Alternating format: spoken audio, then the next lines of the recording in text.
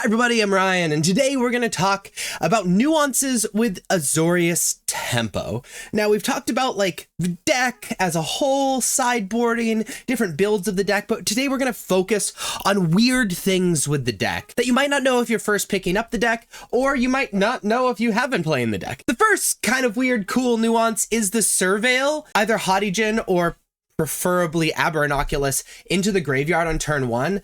Untap and then reanimated it on turn 2, that is your nut hand. It's unlikely. We have a lot of Surveil lands, but it's unlikely. But being aware of it is important, knowing to put those cards into the graveyard if you have the reanimate spell in your hand. Or sometimes it's correct to do that anyway. That's what the deck's trying to do overall. Next up is how to play Founding of the Third Path in your deck.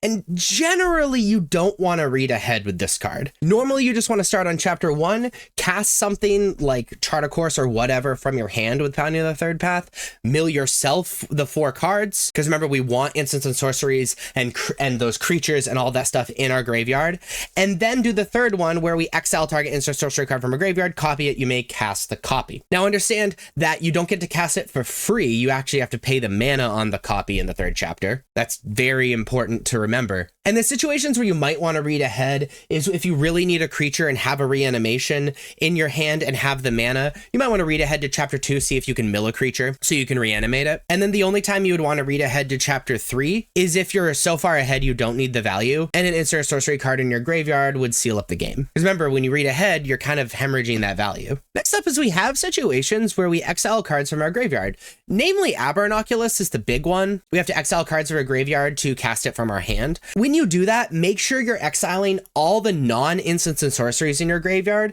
and the non-Aberranoculuses in your graveyard first. Because we want instants and sorceries in our graveyard, so our Hottigen's very, very big, and we want Aberranoculuses in our graveyard, and actually sometimes Hottigen in our graveyard, so that we can reanimate them and cheat them on the battlefield. So I know it feels obvious, but I've seen people mess it up. Just do the lands first, do the creatures first, even if you don't have a Hottigen on the battlefield already. But those are the nuances and weird play patterns that I could think of in Azorius Tempo. If you can think of more, please be sure to let me know in the comments. And if you like this video, please be sure to like and subscribe. Check me out on social media. Links are above me and in the description. Thank you so much for watching. I'll see you next time.